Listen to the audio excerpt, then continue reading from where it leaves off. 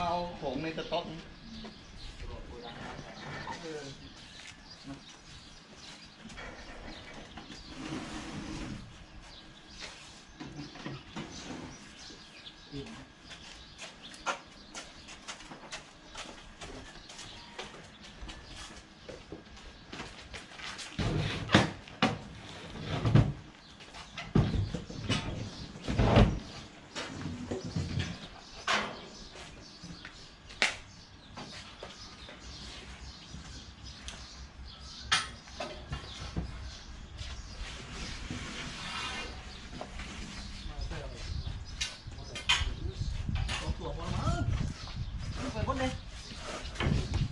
เขาบอกไงกินอะไรเลย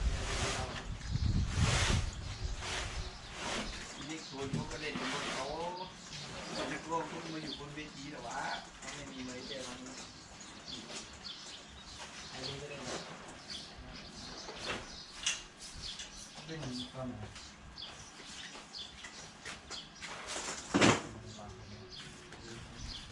มีใครดูไม่มีไม่คุยกันเยอะเลยวางดึงเมื่อไหร่เนี่ยทำงาน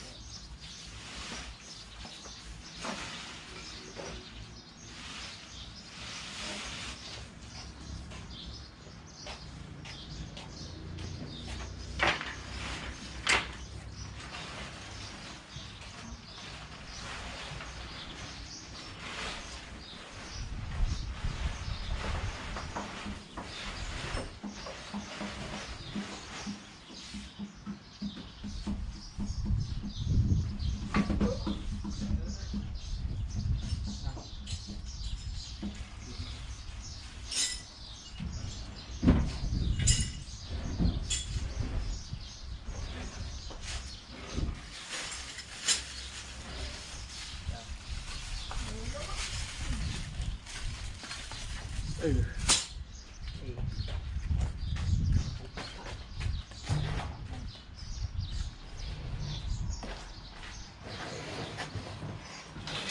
วันหน้าแดงไอ้เหี้ย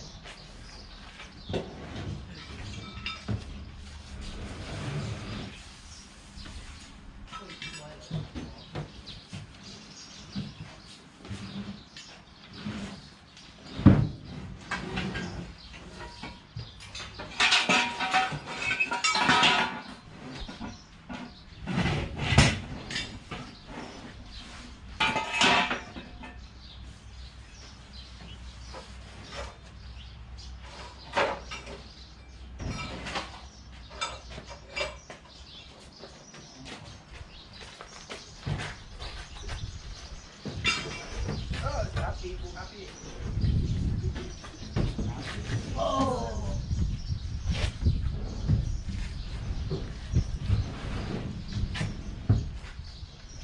ตามสูตร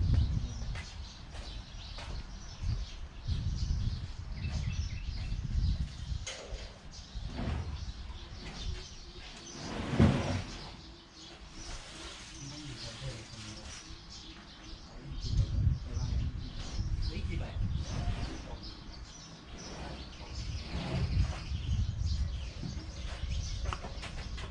สองใบแล้วกันนี่กี่ใบ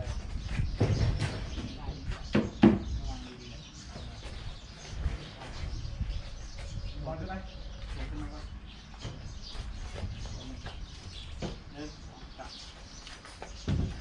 เอาบอลสองสามยิงเลยตอนแรกว่าจะให้วางเงินเนี่ย3 ใบผมหาอยู่ได้ละ3 ใบ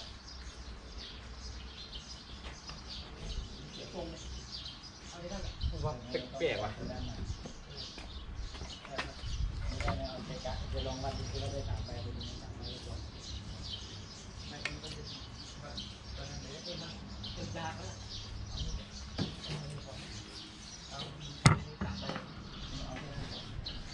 เอาเงินเนี่ยใส่ไปแล้วก็จะจ่าย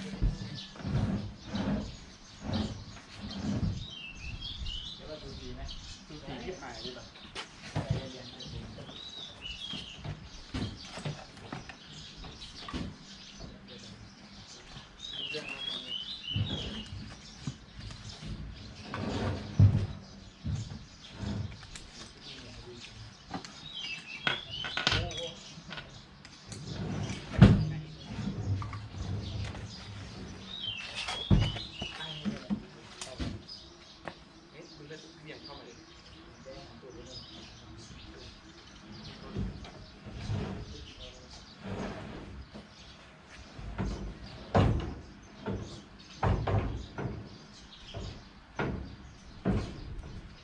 มันสูงกว่ากันเยอะนะคุณ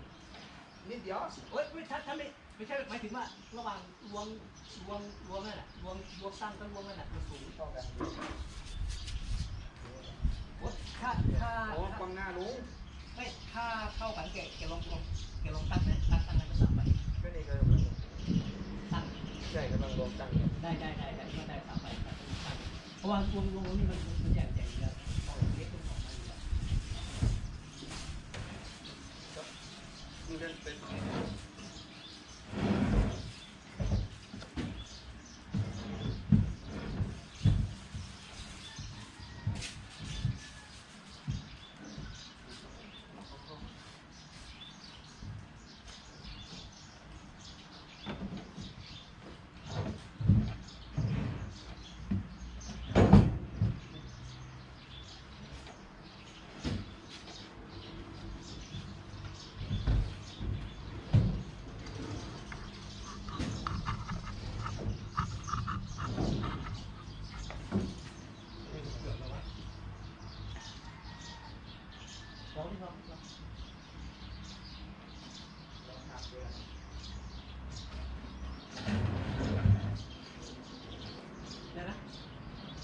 ไม่ได้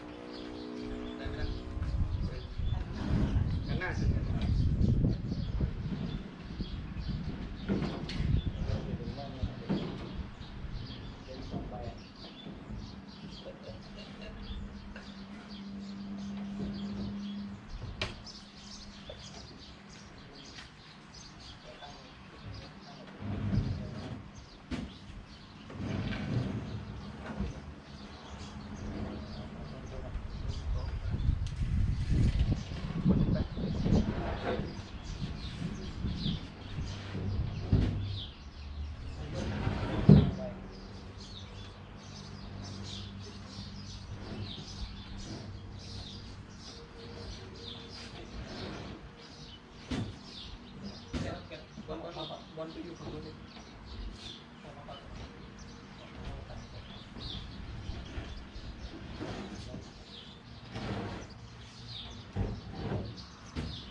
ได้ไหมวะได้เลย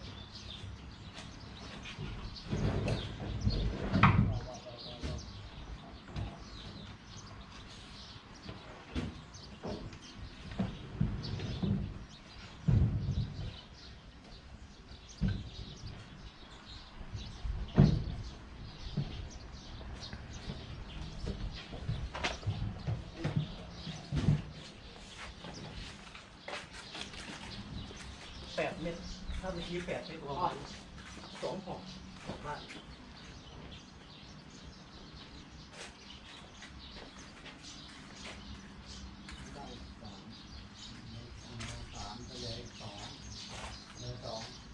วางท้ายได้อยู่เนี่ย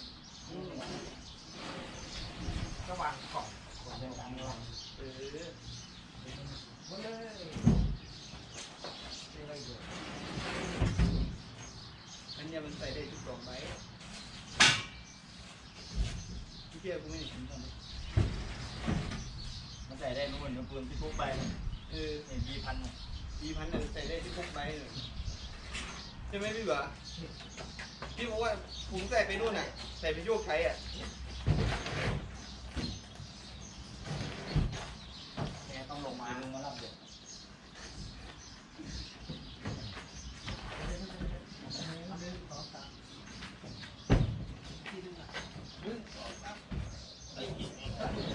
วันหน้าแม่ไปก่อนมัน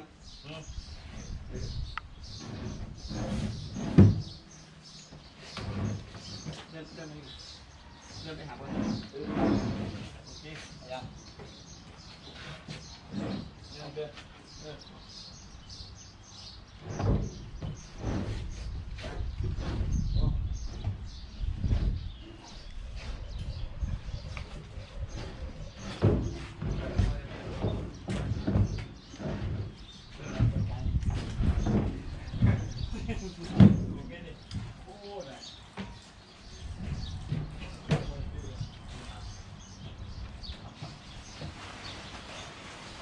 แจ้งการสุดๆ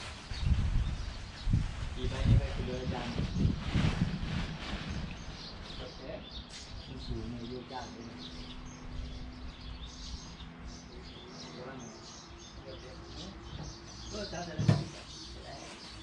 กลางแดงมาขึ้นมาทุกครั้งนี้ได้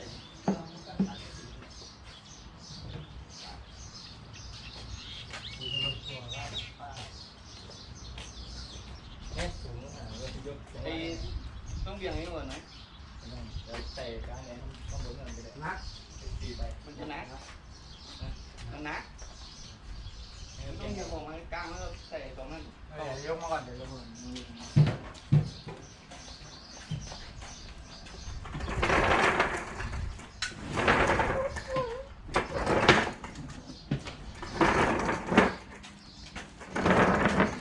เอามิโลใส่แล้วนะคุณนั่นพอดี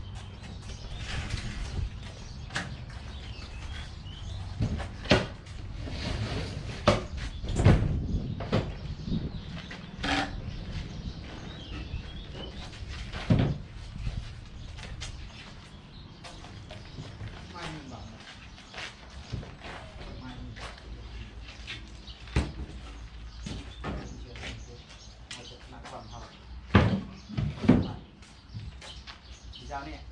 เอานี่เลย